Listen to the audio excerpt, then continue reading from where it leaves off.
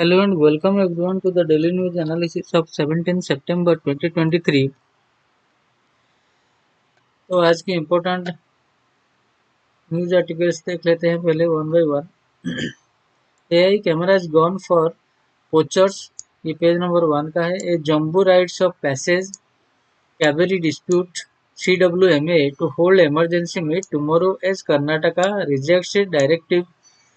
PAGR discovers 3 viruses that can put ornamental fish industry in a bind। India Middle East European Union corridor to have a multiple routes, but hurdles remain। Page number 11. Kunnu cheetahs to be released into the wild in winter with collars on।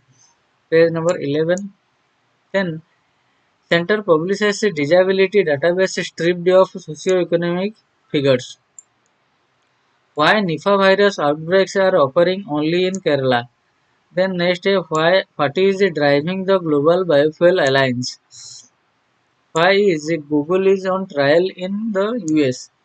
Then how will Middle East corridor impact the trade? तो पहला जो है AI camera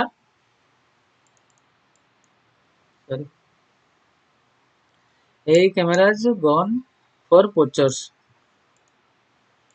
Wildlife officials at one of the most populous tiger zones in India are experimenting with a new set of camera traps or cameras with infrared sensors deployed in forest to count wild animals or monitor the movement of potential poachers that harness the power of artificial intelligence। In experiments underway at the Kanha Pench corridor in Madhya Pradesh, the system has for the first time caught poachers on camera that a year down helped forest authorities secure a conviction according to a person involved in the experiment। Cameras set up in remote regions are are a key tool in surveys and census counts of tigers and elephants, but have limitations such as requiring personal physical access the machine to prize photos।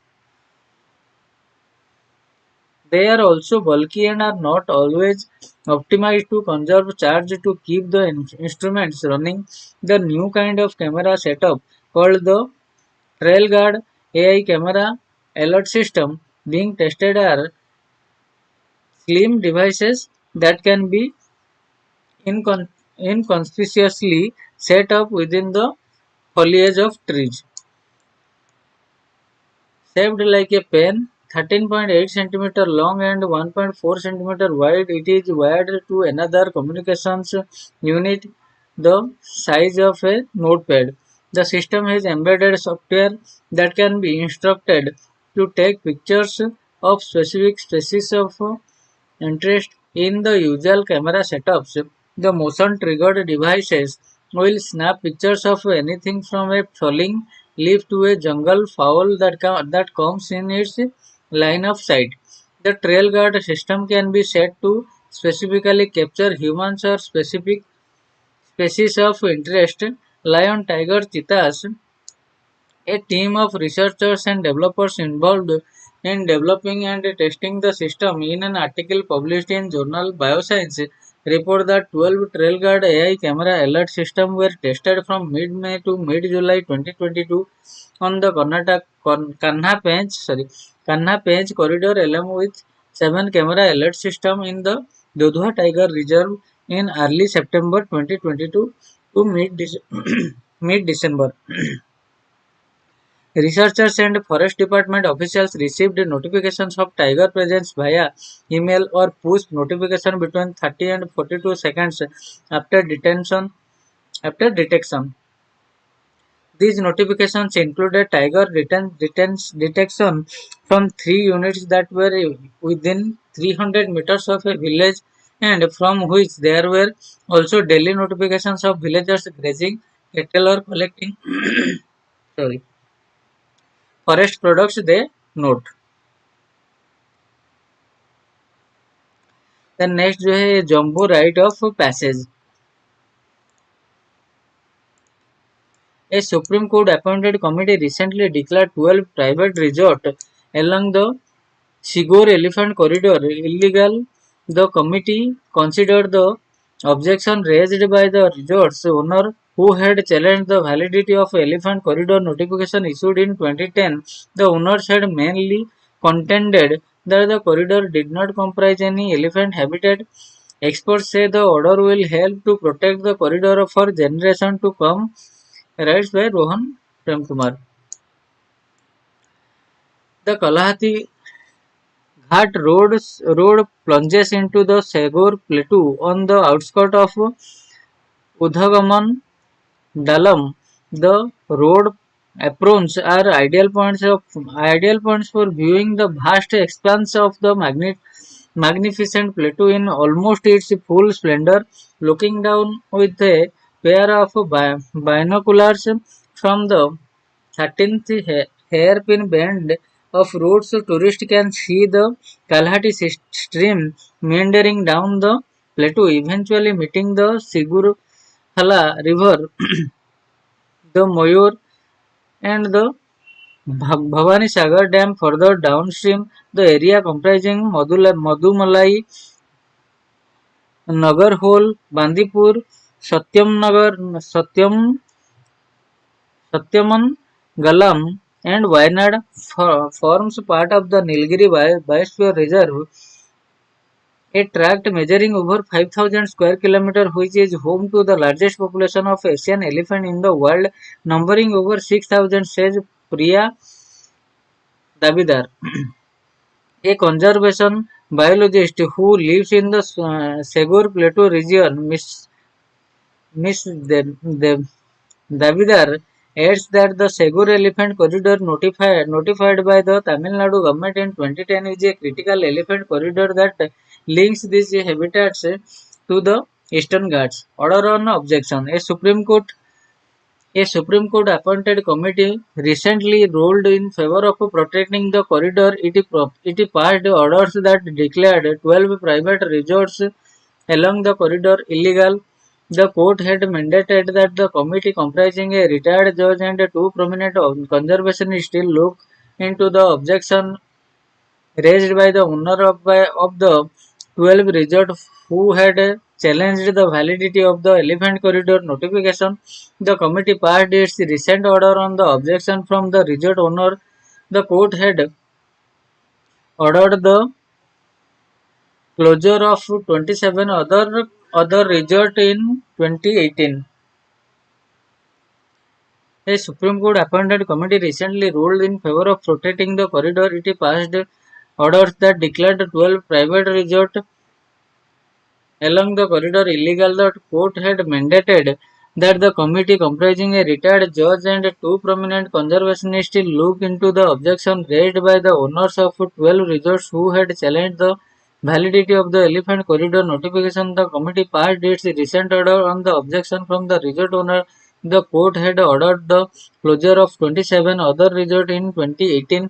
Mrs. Dabidar explains that the Sugar Elephant Corridor is of a global importance not only for elephants but also for other animals like tigers. It is also home to the largest population of three critically endangered species of vulture in the southern India. Illegal structures in land used by elephants. The Sigur Corridor Inquiry Committee, in the orders passed against illegal resorts, said the resort owner had put up illegal structure invariably in the land abutting reserve forest and streams frequently used by the elephants by erecting power fences. The resort have hindered the movement of elephants in critical parts of the corridor. The committee also said unless their Asian elephants migratory corridor between their habitats and are preserved, the habitats would be fragmented, resulting in the extinction of elephant population. One of the main contention of the resort owner was that parts of the elephant corridor did not comprise elephant habitats, but the committee highlighted the High Court observation while uploading the validity of the notification. The High Court also held that any absence of elephants from the area surrounding the appellant's resort was in fact due to the construction activities of the appellants, whereby the access of the elephants has been restricted through erection of electric fencing, the committee said. Samuel Kussman of the Wildlife Conservation Research Unit at the University of Oxford's Department of Biology says in an email that wildlife corridors are often network of multiple and diffusive pathways that individuals use in part at different times. Corridor effectiveness is judged on how it facilitates movement across the landscape, which may include individuals traversing the full length of the corridor or more often traversing part of it. The committee also flagged the apparent conflict of interest in one of the documents used by the resort owner to claim that the area in which the resort were built did not comprise an elephant corridor. The right of passage report, heavily relied upon the appellant, has been prepared by a non-governmental organization, Wildlife Trust of India, in collaboration with the Ministry of Environment and others. On one of the trustees of the said organization is also the editor of the report, who owns a property in Bokapuram, Solur, along the notified elephant corridor. It went on to add that while the editor had updated the number of elephant corridors in India from 8080 to 101 in the second edition of the Right of Passage, he had inexplicably failed to include areas notified by the Government Order number 125 issued in 2010. The committee said a closer analysis of right of passage in 2017 revealed that the editor, who owns a property at Bokapuram, which is surrounded by survey numbers wherein the resorts of appellant are located, had omitted the specific portion of the corridor, though it was confirmed by the High Court in 2011. The glaring omission of a specific portion of the elephant corridor cannot be overlooked and justified as normality said. Backbone of animal migration. Jean-Philippe Poirot of the Sigur Nature Trust says scientific method to study elephant pathways have established that the region between Masinagudi, Bukapuram and Mavanala from the backbone of the animal migration, including that of Asian elephants across the Nilgiri Biosphere Reserve. I liken human settlements to the bubble on Swiss cheese around which animals have to pass to get to other parts of their habitat.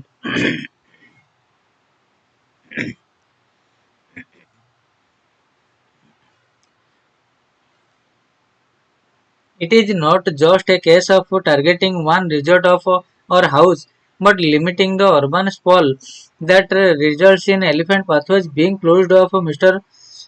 Puyorawada argues, explaining how elephants prefer gently undulating slopes to move between habitats. Mr. Poirot says that if a settlement or building were to come up on such a pathway, it would result in a disturbance to elephant movement. Again, it does not mean that all elephants will stop moving through the area. There might be a few individuals that do, but much of the population, including herds with calves, will be discouraged from using these paths owing to noise, light, and other factors that come up with urbanization, loss of livelihood. Despite the broad consensus on the need to protect the elephant pathways in Sigur, the closure of the resort has come at a cost of some of the Adivasi community in the region. According to V. Mari, headman of Throttling village at Bukapuram, the resident of village and To a lesser extent, the four surrounding Adivasi villages relied on the resort as their primary source of employment. Many of the families had jobs as cooks and cleaners, while the resorts sponsored the education of a few students at private school. However, now that they have closed, the job opportunity have dried up and children have been admitted the government school. He says, Mr. Mari says they were earning 20,000 to 30,000 each at the resort, but have become daily wage worker. Our fear is that once the resort ceases to function, we too will be forced out of a tiger reserve. However, conservationists and forest department officials point out that the existing law, including the Forest Right Act, will ensure that Adivasi will not be moved out of the buffer area of the tiger reserve. According to N. Mohanraj, a Nilgiris-based conservationist, the Forest Department has been employing members of the Adivasi communities in the region as anti-poaching watchers and under ecotourism initiatives organized by the government. He adds that with the closure of the resort, the forest department should absorb more youth into its staff. The resorts hired these workers to do manual jobs, and it is imperative for the forest department and also government to help the community to farm and make a living from their land, says Mr. Mohan Raj. The forest department, he stressed, should utilize the skills of these communities in tracking wildlife and living of the land in future. When the forest department requires trackers and workers for protecting the forest, there should be enough people from the communities who have the skills and expertise. However, their skills will be lost if the communities leave the forest and work in non-forest jobs. When contacted, Justice K. Venkatraman, chairman of the Sigur Plateau Elephant Corridor Inquiry Committee, said the committee had sent a 203 final report to the objectors and some of the orders to the district administration. We have passed conditional orders allowing some people using their buildings only for resident purposes to stay there.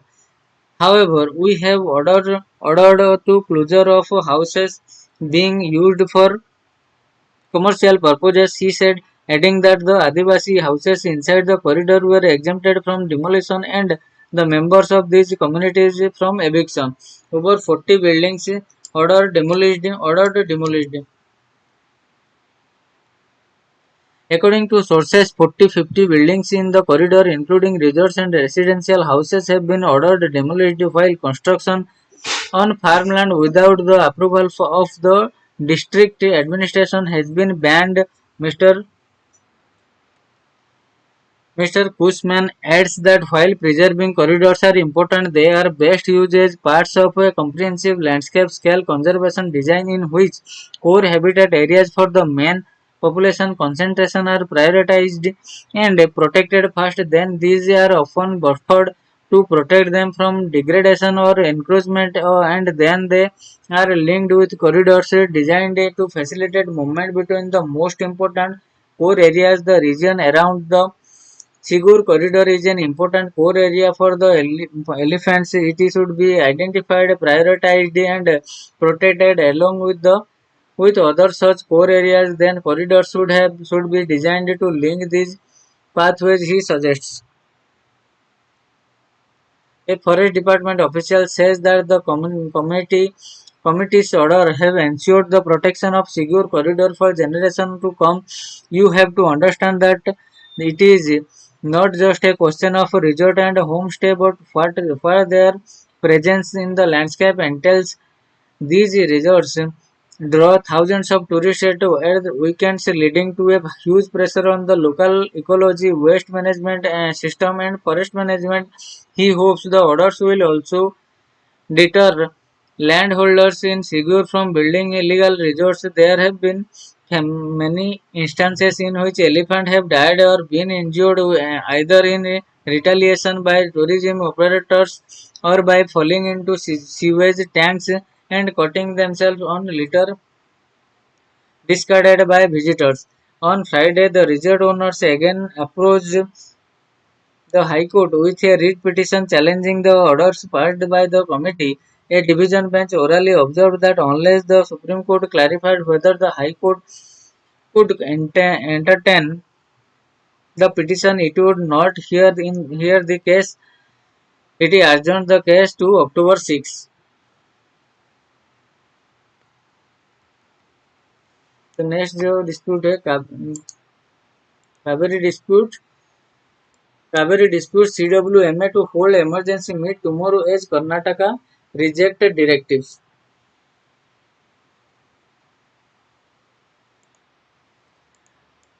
The Kaveri Water Management Authority (CWMA) is going to hold an emergency meeting on Monday in the light of Karnataka's refusal to comply with the latest direction of Kaveri Water Regulation Committee (CWRC) on September 12 to continue releasing 5,000 cubic feet per second of water to Tamil Nadu for another 15 days. According to sources, the meeting's agenda is to discuss the quantum of water release to Tamil Nadu.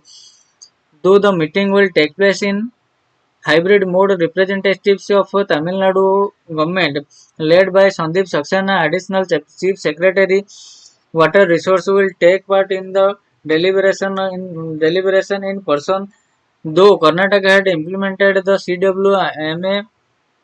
CWMS decision of releasing 5,000 cusack for 15 days, August 29, September 12, and released 7.17 thousand million cubic feet (TMC) feet as against the stipulated 6.48 TMC feet for the period. It did not agree with the CWRC's fiat. Karnataka Chief Minister Siddaramaiah, in a letter to Jal Shakti Minister Gajendra Singh Shekhawat a few days ago, said the panel's decision could not be practically implemented without endangering the interest of the farmers with respect to irrigation and of humans and livestock. Deputy Chief Minister D.K. Shivkumar met Mr. Shekhawat in Jaipur on September 14 to hand over the letter. The state's stand has been to avoid the outcome of the authorities meeting, even as the case in Supreme Court is due for hearing on September 21. Tamil Nadu's Water Resource Minister Durai Murugan had earlier contended that the refusal to release water would amount to deceiving the farmer of Tamil Nadu, as Karnataka had enough water to spare and it was expected to receive more flows in the near future. Sources in Chennai said that going by the realization at Billigundulu on the interstate border, it is evident that Karnataka was not releasing water as per the CWRC direction on September 13 and 14. The realization varied from 2,500 cusack to 3,100 cusack from June 1 to September 14. The cumulative realization was 38.37 TMC feet of which the first half of September accounted of 6.979 TMC feet, according to the data furnished by the Central Water Commission. On Saturday, the water level at Mettur Dam, the lifeline of Kaveri Delta, stood at 41.76 feet, with the storage being 13.014 TMC feet, with the discharge between 6,500 cusack. The reservoir in fast approaching dead storage. It is only a matter of days before dam is closed for irrigation.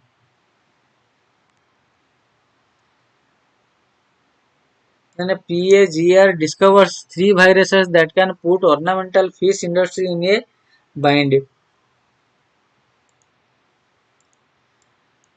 The Center for Peninsular and Marine Fish Genetic Resource (PAGR) here has discovered 3 different viruses: infectious spleen and kidney necrosis virus (ISK) and V. cyprinid herpes virus 2 CYHV2 and carp endema virus CEV that can threaten the ornamental fish industry. Sources at the PAGR says the viruses are not usually found in Kerala, but if measures are not taken to contain them, they can land the ornamental fish industry in trouble. PAGR is part of ICAR National Bureau of Fish Genetic Resource Kochi. According to PAGR Director UK Sarkar, the institution is endangered. Sorry, the institution is engaged in conducting disease surveillance in ornamental fish farm in state as part of the Pan India program on the National Surveillance for Aquatic Animal Disease NSPAAD, which receives funding under the Pradhan Mantri Matsya Sampad Yojana PMMSY.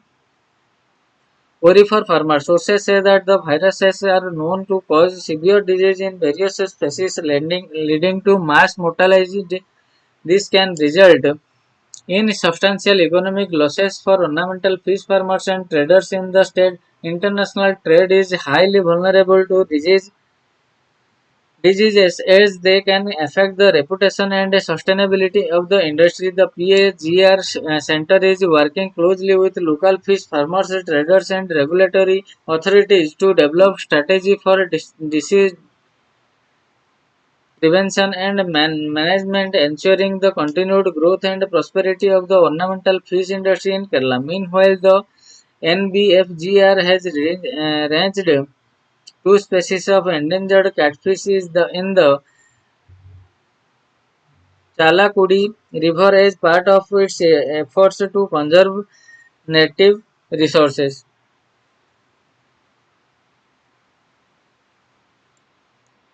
Then India, Middle East, European Union corridor to have multiple routes, but hurdles remain. Several ports, including three in India and one in Israel, have been shortlisted. There are missing links in many of the proposed routes, though rail connectivity is being upgraded in West Asia. Common stance should be maintained in construction and technology across the IMEC. Days after India, the US, Saudi Arabia, UAE, and other countries launched the India Middle East Europe Economic Corridor (IMEC). Officials said many of the details are still being ignored out, and multiple route options are being considered that will include ports such as the one of Haifa in Israel and Piraeus in Greece. The Hindu has learnt among the ports among the ports that could be connected on the west coast of India are those at Mundra and Kandla in Gujarat and the Jawaharlal Nehru Port Trust in Navi Mumbai. In West Asia, at least five ports have been shortlisted to be connected to the Indian ports, which include those at Fujairah, Jebel Ali, and Abu Dhabi in the UAE, as well as Daman and Ras Al Khair port in Saudi Arabia. Apart from government-owned ports, the Mundra port and Haifa port are privately controlled by the Adani Group and have been highlighted in proposal document that the Hindu accessed. The onward railroad connectivity from five ports in the UAE and Saudi Arabia stretching up to Haifa port is in Israel will be a mix of already existing brownfield projects and fresh greenfield project to connect missing links. Official sources said that a study was conducted to establish the extent of already existing and under construction railway lines in West Asia cutting across the UAE and Saudi Arabia, while missing links have been identified which will need fresh construction. For instance, a 605-kilometer network extending from UAE to UAE's Fujairah to Gui fact on Saudi Arabian border is under construction as part of phase 2 of Etihad rail project, which aims at transporting freight and passengers. There is a missing link between Weifat and Harad, which will need to be constructed further. Harad and Riyadh dry port are connected via rail, and there is also an existing 1242-kilometer line from Riyadh to Kurayat managed by the Saudi Arabia Railways. There is a missing stretch between the Kurayat in Saudi Arabia and Beit Shean in Israel, which will have constructed the official side of the total railroad length of 2915 km stretching from the Fujairah port to Haifa. There are missing portions of 1095 km with work in progress 536 km. Hence 559 km still has to be constructed. Similarly, proposed railroads from the Jebel Ali port to Haifa span 2565 km with 745 km lacking connectivity. Here work is already in progress across 186 km. Another route, the Abu Dhabi port to Haifa, runs across 2449 km with 629 km yet to be linked on the fourth proposed route from the Damandio to Haifa via Harad, which is 2149 km long. 289 km is yet to be constructed, while for the railroad from the Ras Al Khair port to Haifa passing through the Burayad, 269 km of the 1809 km is yet to be linked as per the preliminary. According to the As per the preliminary alignment plans accessed by the Hindu from Haifa in Israel, landing destinations for Europe include the Piraeus port in Greece, Messina in South Italy, and Marseille in France. Initial estimates suggest that developing each of these IMEC roads could cost anywhere between $3 billion to $8 billion, but officials say it is too early to peg cost.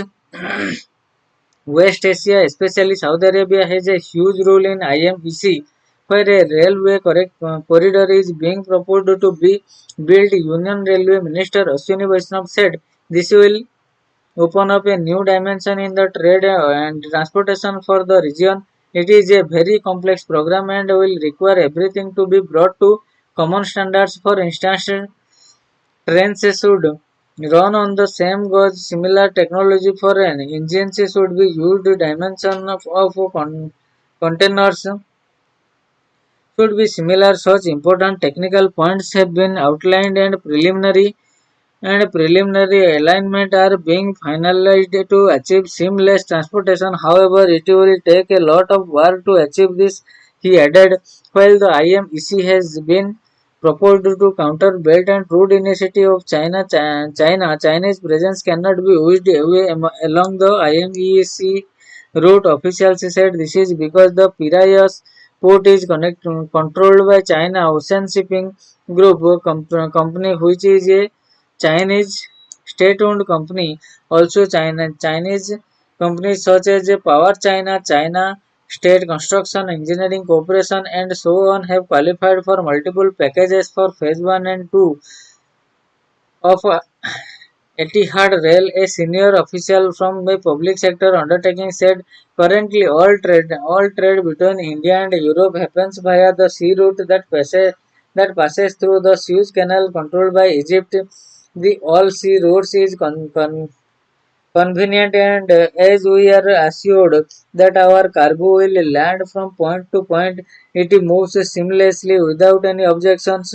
However, it is in the alternative proposed IMEC, the number of times the cargo will get uploaded as it changes hands from ship to rail with increase the handling cost which include terminal handling charges, content yard charges and so on.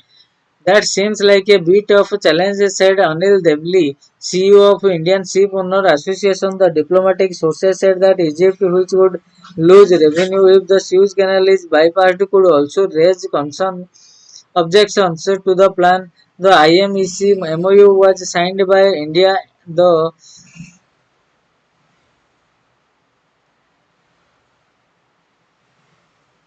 US, Saudi Arabia, and UAE, the European Union, Italy, France, and Germany in the presence of all their leaders. Kuno cheetahs to be released into the wild in winter with the on collars on. The cheetahs in Kuno are likely to be released into the wild after the onset of winter and they will have their collars fitted back on them.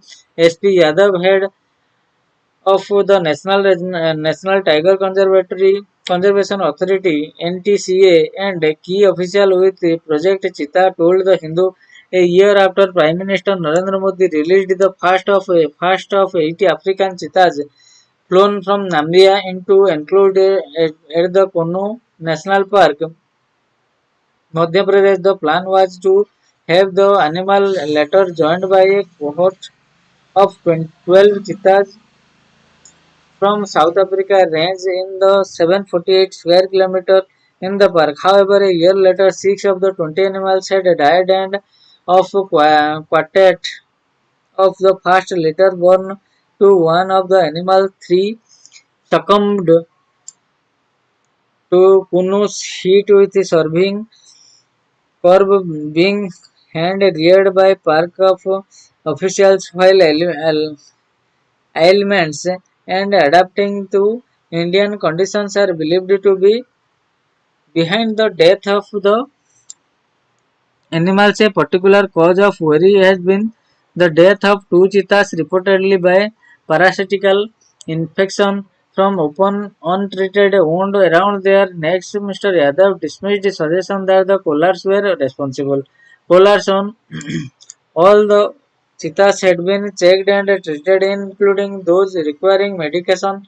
In some cheetahs, there was no need to remove the collars, and so they were still wearing them. When we release all of them back into the wild, they will all have their collars on. It's the only way to monitor them, Mr. Yadav added.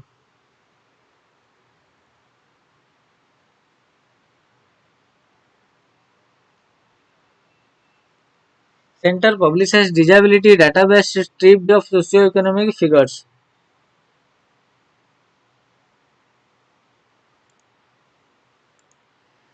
Ministry doubt quality of socio-economic data collected. Not many filled by the socio-economic field says they were not mandatory, say officials earlier this year. A parliamentary panel had raised doubt about the department's ability to collect accurate population through UDID mechanism in time.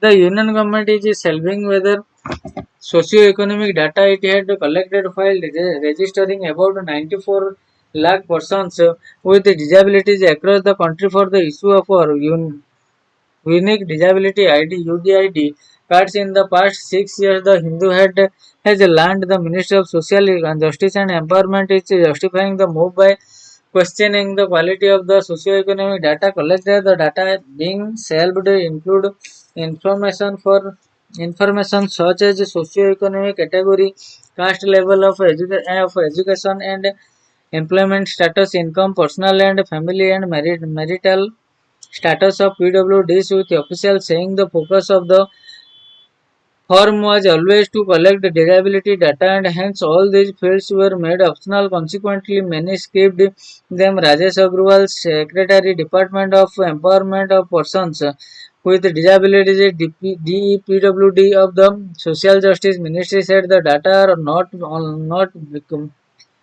being released because of quality issues When asked if the department intends to pursue collecting socioeconomic data for future UDID registration, she said the basic purpose of the form is to get a disability certificate, and also we cannot afford to make the form too lengthy by seeking information we cannot verify. The department this week published aggregated data from the around 94 lakhs UDID registration minus the socio-economic data with a statement alongside spelling out the objection of the project to create a national database for all persons with disabilities along with their socio-economic details so that policy making and interventions can be targeted. The government has not only not officially disclosed the exact number of people who filled the socio-economic fields for which data are being served. The first UDID card was issued in January 2017. The center has said aggregated UDID data were meant to influence the e-commerce organization to design their platforms in a way that increases usability and purchase cycle among PWDs. It has added that the data were also to help efficient allocation of resources to address the specific needs of PWDs from various communities. Further, the department said the data were supposed to influence the education sector to introduce special educators and special requirements for PWDs. However, the fate of this objective is now in limbo, with the government choosing not to publish whatever data were collected in the fields of personal and family income, spouse and father, whether they were below poverty line, employment status, occupation, socio-economic category, and a level of education. A senior government of financial official told the Hindu, for instance, marital status. Only about 15% of those registered have filed in it. It in it is not enough data to be significant. Again, for income, just 40% have filled it in. The department has no way to verify the extent to which this information is accurate.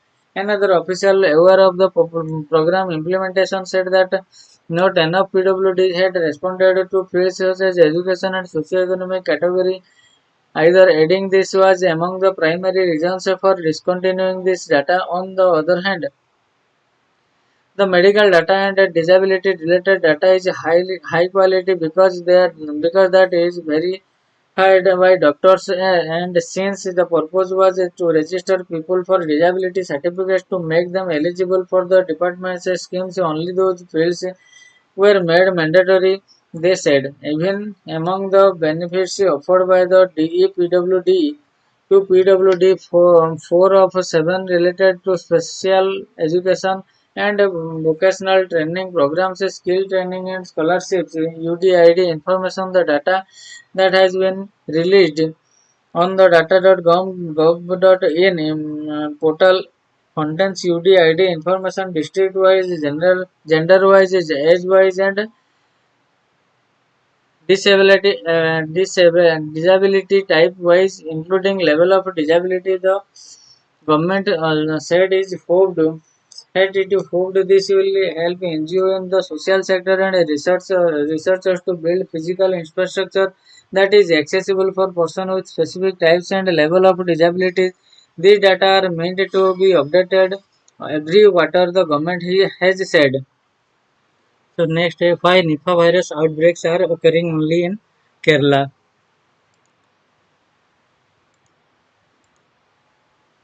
Since May 2018, when Kerala reported the first Nipah outbreak in Kozhikode district, there have been three more outbreaks of Nipah virus, including the latest one in late August 2023 for reasons still not known.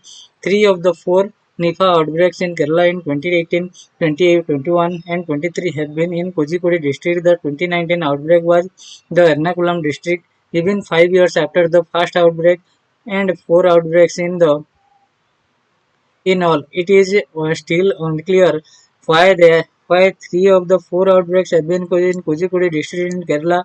Fruits fruit bats that can cause Nipah virus outbreaks in humans are not restricted on Kozhikode district. As per a 2021 study, Nipah virus was found to be in circulation in bats in many districts in Kerala, along with along ongoing an ongoing survey in 14 states by NIV. Pune has found Nipah virus antibodies in fruit bats in 9 states, including Kerala and Union Territory of Puducherry, while data palm sap was linked to Nipah virus outbreaks in Bangladesh, and pigs acting as intermediate hosts were responsible for Nipah outbreaks in Malaysia. The route of a virus transmission from bats to human has not been clearly established in Kerala. The 4 outbreaks in 5 years may be because the virus has either become endemic in bats in Kerala or is a reflection of Kerala's superior healthcare system that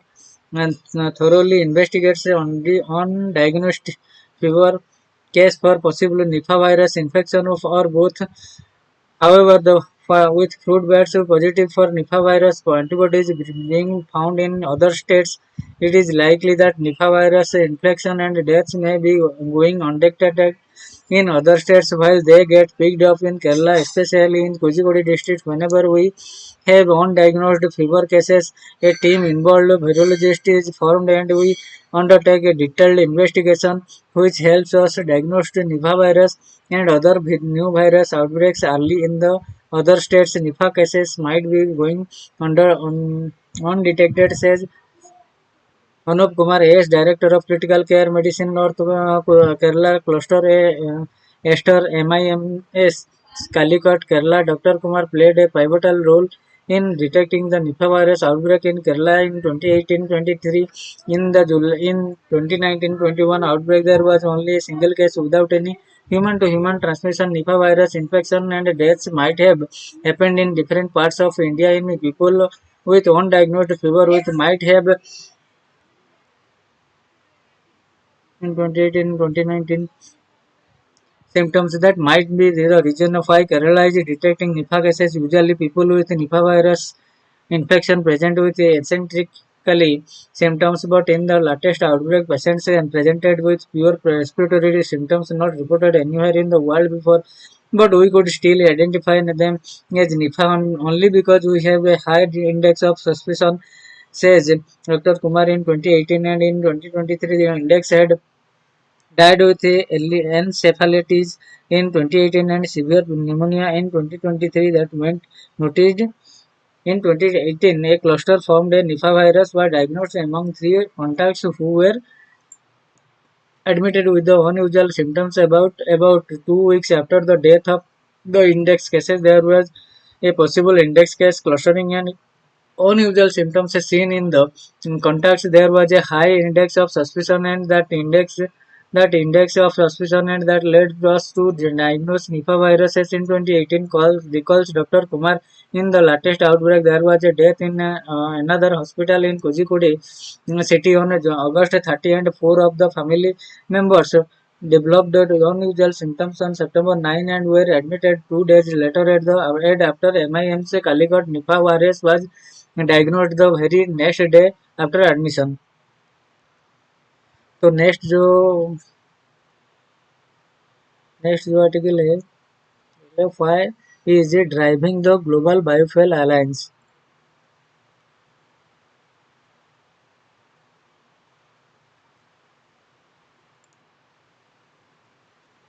तो next article है why is driving the global biofuel alliance.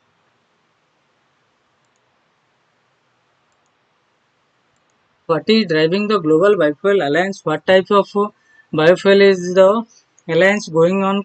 Concentrate on why are countries trying to find alternatives. The story super. On September 10, on the sidelines of the annual G20 summit in New Delhi, an India-led grouping came together to give impetus to the production and use of biofuel and alternative to fossil fuel like petroleum and diesel. The grouping called the Global Biofuel Alliance would attempt to bring countries together to co-develop, accelerate technological technological advances in production processes and advocate for the use of biofuel, particularly in the transport sector. The three founding members, India, US, and Brazil, were joined by Argentina, Canada, Italy, South Africa, who are also G20 member countries. What are biofuels? The International Energy Agency (IEA) defines biofuel as a liquid fuel derived from biomass and used as an alternative to fossil fuel-based liquid transportation fuels such as gasoline, diesel, and aviation fuels.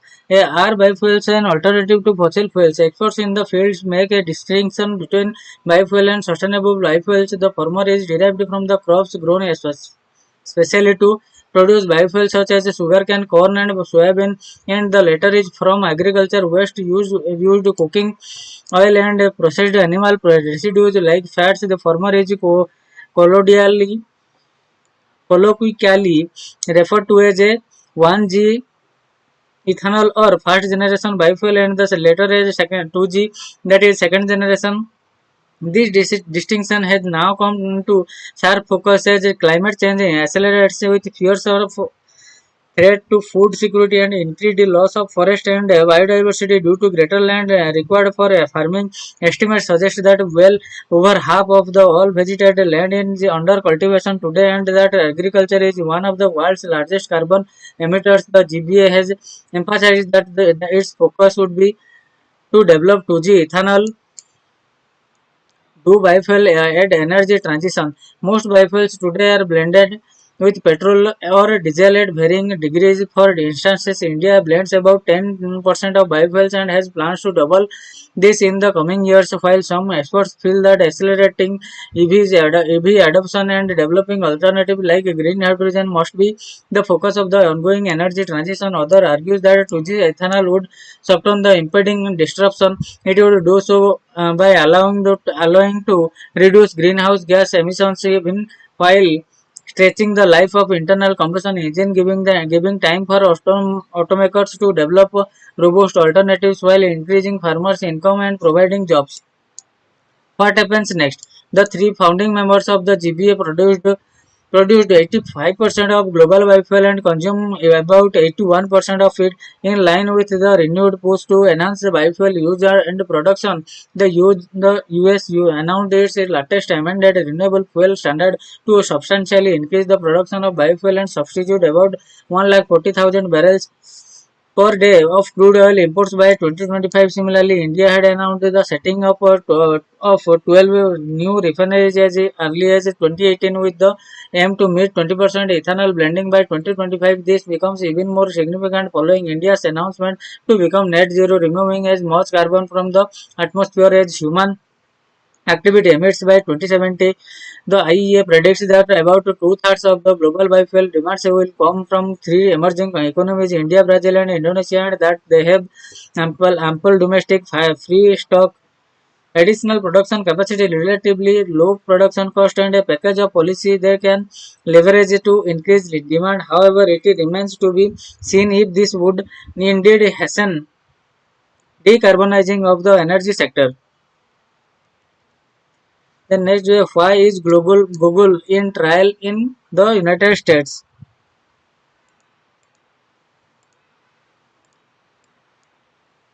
On September 12, Justice Amit Mehta of the U.S. District Court for the District of Columbia started hearing what is being described as the most important case about the future of the Internet. Over the course of the next 10 weeks, Justice Mehta will hear argument of the U.S. Department of Justice and several U.S. states to the effect that Google used illegal tactics to maintain a monopoly in online search. Several top officials from Google, including CEO Sundar Pichai, are expected to be called as in witness if the allegation against the 1.7 billion trillion dollar Silicon Valley giant are upheld.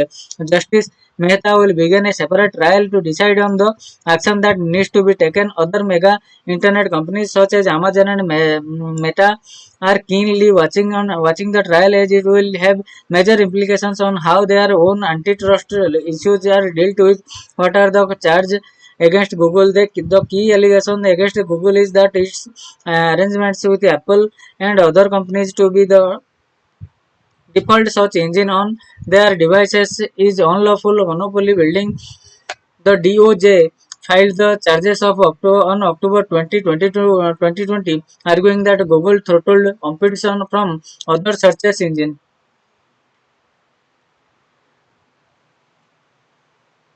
and caused harm to consumer, making it a prime antitrust targeting monopolies case. 2 decades ago, Google became the darling of Silicon Valley as a sharply startup with an innovative way to search the emerging internet. The Google is long gone, the DOJ had said in its initial filing, since the extent of harm that has been caused to consumers is a key deciding factor in antitrust cases. The DOJ is expected to show how the default search position for Google on various devices, limited options available to consumers. Focus may also fall on how a lot of the real estate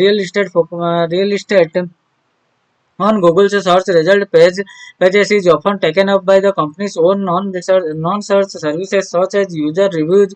As the Age of cost revival service, Google's default position also create a feedback loop in which consumers are regularly giving the search engine that their personal preferences, allowing Google to fine-tune its algorithm and deliver better search results and advertisement. Google's contact ensure that their rivals cannot match the search quality and add monetization, especially on phone. Kenneth Dincher, the main lawyer for the DOJ in this case, told the Associated Press, through this feedback loop, this will has been turning for more than 12 years. It always turn on Google's advantage. However, Google argues that the reason it controls 91% of the global search market is that it provides better quality of service rather than a lack of competition. Google says that consumers can always choose to change the default option and that any deals it has with device manufacturer like Apple and are above board. Is there a deal between Apple and Google? While both Apple and Google have been secretive about their cooperations, several reports indicate that such a deal was renewed in 2017, according to the New York Times. While Google paid Apple to the tune of $1 billion in 2014, the latter now receives between $8 billion and $12 billion, amounting to 9% of its annual gross profit. Google's willingness to pay such a huge amount is driven by the fact that 75% of its search revenue comes from iPhone and iPad users. It is also a precautionary measure as it hold back the creation of a rival search engine by Apple, one of the few companies that have the wherewithal to take on Google. Google also understand a key lesson from behavioral economics. Most people will not bother to change the default option made available to them. Why is there a tech class on antitrust issues? Google is no stranger to antitrust cases, though not in the US. In 2017, it was fixed $2.7 billion by the European Union for showing undue preferences for its own services in search result. The European Union has imposed a total fine of $8.25 billion euros on Google over 3 antitrust investigations. The EU has also trained its antitrust guns on other US online giants such as Meta and Amazon. On the other hand, US has been slow to act against homegrown behemoths who also spend a considerable amount of money and effort on political lobbying. However, a massive tech class has been building up in the US in recent years with the calls from both sides of the political agile to restrict the influence that these companies can exert on aspects ranging from teenage mental health to personal privacy and the success of small business. The current case against Google has the potential to redefine how the antitrust laws are welded in technological era against new business models. A key test of consumer harm under antitrust law is the amount of monetary loss that has been sustained by consumer due to the monopolistic behavior of companies. However, Google offers its search services for free. It remains to be seen how the DOJ, which has another antitrust case in the pipeline against Google over its dominance in online advertising, will prove its point on consumer harm. In this case, Why are antitrust cases important? Antitrust cases have the potential to completely revamp the sector of economy. Such cases in the US also have far-reaching impact across the globe. The last major antitrust cases was over 2 decades ago when the US government took on the Bill Gates led Microsoft has that had a near total monopoly over the operating system running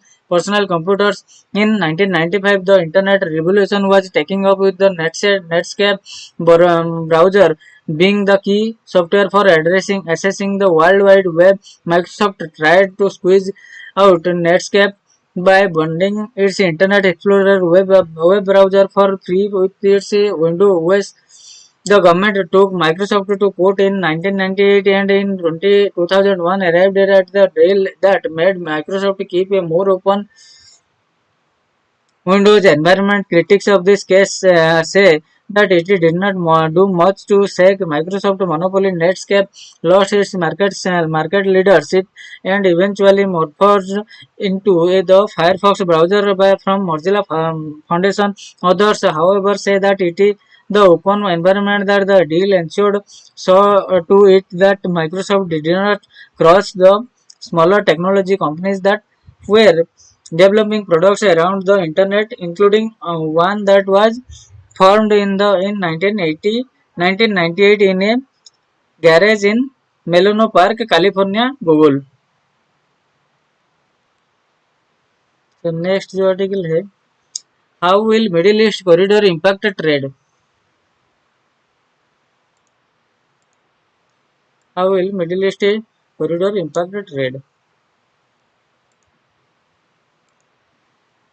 At a special event on sidelines of the recently concluded G20 summit in New Delhi, a memorandum of understanding was signed to establish the India Middle East Europe economic corridor. Other than the two co-chairs of the event, Prime Minister Narendra Modi and US President Joe Biden, the signatories included leaders of Saudi Arabia, the UAE, and the European Union, Italy, France, and Germany. The project forms a part of the Partnership for Global Infrastructure and Investment.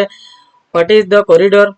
The proposed IMEC will consist of a railroad, ship-to-rail networks, road and sea and road transport routes extending across two corridors. While the East Corridor will connect India to the Gulf, the Northern Corridor will connect the Gulf to Europe. As per the MOU, the railway upon completion would provide a reliable and cost-effective cross-border ship-to-rail transit network to supplement existing maritime and road transport routes. It would enable the transportation of goods and services from India to UAE, Saudi Arabia, Jordan, Israel, Europe, and back. The corridor is expected to increase efficiency relating to transit, reduce cost, generate jobs, and lower greenhouse gas emissions. This in turn will translate into a transformative integration of Asia, Europe, and Middle East. The MOU states that participants intend to enable the laying of cables for electricity and digital connectivity as well as pipes for clean hydrogen export along with the railway route. The MOU points out that participants will work collectively and expeditiously to arrange and implement all elements of the transit route. These relate to technical design, financing, legal and relevant regulatory standards. A meeting is planned in the next 60 days to carve out an action plan with relevant timetables. How has it been received? While Mr. Modi suggested the corridor promises to be a beacon of cooperation, innovation, and shared progress, Ursula von der Leyen, President of European Commission, said the corridor was more than just a railway or a cable. It is a green and digital bridge across continents and civilizations. She called it the most direct connection between India and the Gulf and Europe, with a rail link that would make trade between India and Europe 40% faster. Israel Prime Minister Benjamin Netanyahu, whose country will be a part of the corridor, also welcomed the move. On the other hand, with the corridor being suggested as a competitor for China's Belt and Road Initiative, the announcement did not draw enthusiasm from the Chinese media and editorial in the Global Times highlighted doubts from Chinese experts about the project's credibility and feasibility. It is not first time for Washington to make empty pledges to various countries and regions. It is red. But geopolitics is at play here. It has often been believed that Chinese is utilizing BRI from the Indo-Pacific to West Asia to further their economic and political influence, particularly on sovereign with relatively unstable economies. The Financial Times point out that for the US, the project could also severe to counter Beijing influence at a time when Washington's traditional Arab partners, including UAE and Saudi Arabia, are depending with China, India, and other Asian powers. Professor Michael Tankum, senior fellow at the Australia Institute for European and Security Policy, said in August 2021 that a corridor connecting India to Europe via West Asia and the Mediterranean region could serve as an alternative trans-regional commercial transportation route the troubled Chabahar Bed International North-South Transit Corridor. He said that from Mumbai, Indian goods shipped by this route could arrive on the European mainland in as less than 10 days, 40% faster than through the Suez Canal maritime route. Professor Tancombe also observed that India's careful cultivation of a multilateral economic cooperation with such a corridor was a paramount importance. According to him, despite India's favorable demographic, geographic, and commercial transportation infrastructure are not alone sufficient to ensure that India will realize its potential as an Eurasian economic power. He further elaborated that commercial corridor only emerged where requisite large investment in ports and rail infrastructure are coupled with an industrial bed anchored in manufacturing value chain. Precisely the purpose of the present corridor. How does this affect Israel and Gulf ties? Saudi Arabia and Israel do not have diplomatic ties primarily because of differences of opinion about the Israeli-Palestine conflict.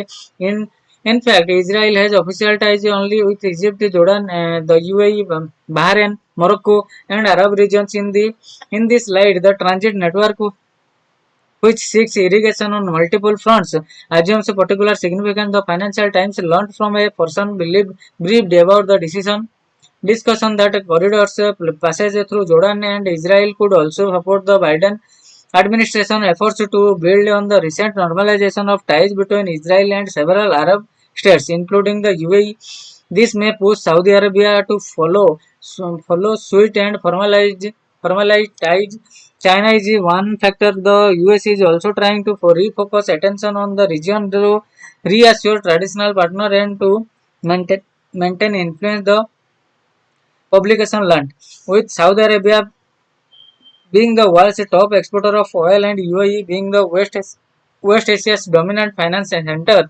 FT says that both are seeking to project themselves as the key logistic and trade hubs between East and West. So guys, this is all for today and we will continue from tomorrow onwards with new daily news analysis from the Hindu newspaper. So thank you. Thanks a lot for listening. Thank you a lot.